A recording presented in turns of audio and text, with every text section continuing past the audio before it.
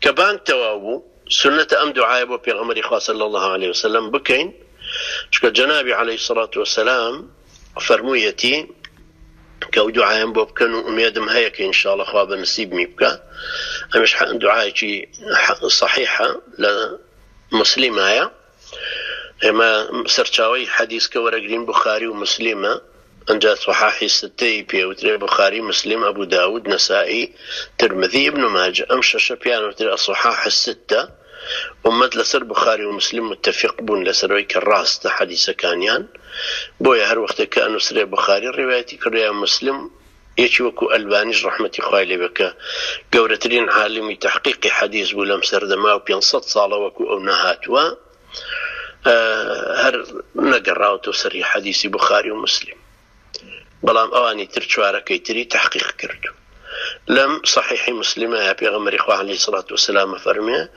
إذا سمعتم المؤذن فقولوا مثل ما يقول المؤذن ثم صلوا علي فإنه من صلى علي صلاة صلى الله عليه بها 10 ثم سلوا لي الوسيلة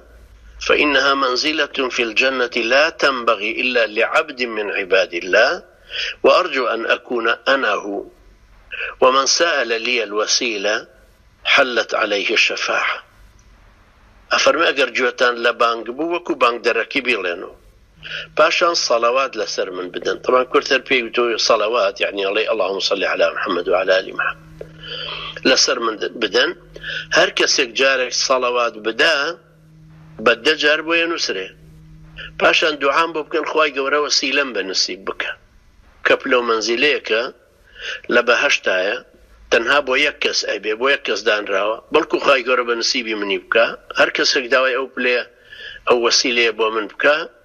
تكا كردنم بوي ابي بواجب لسرم لصلواتك شالين اللهم صل على محمد وعلى آل محمد إشكالي كتيان اللي الدروي نيوش بالله اللهم صل على محمد على سيدنا محمد وعلى آل سيدنا محمد بلام لذكر كان ترى كتايبت بغشوني وكون نيوشكا سيدنا تيانا هاتوا مش كجومان لبانقا كايبه وتواو بيه اتري مش آوالين اللهم رب هذه الدعوة التامة والصلاة القائمة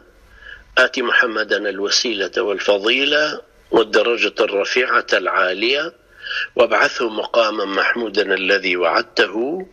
تواء من روايتي كان إنك لا تخلف الميعاد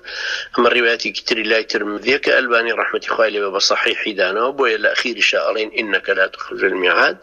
لقاليتي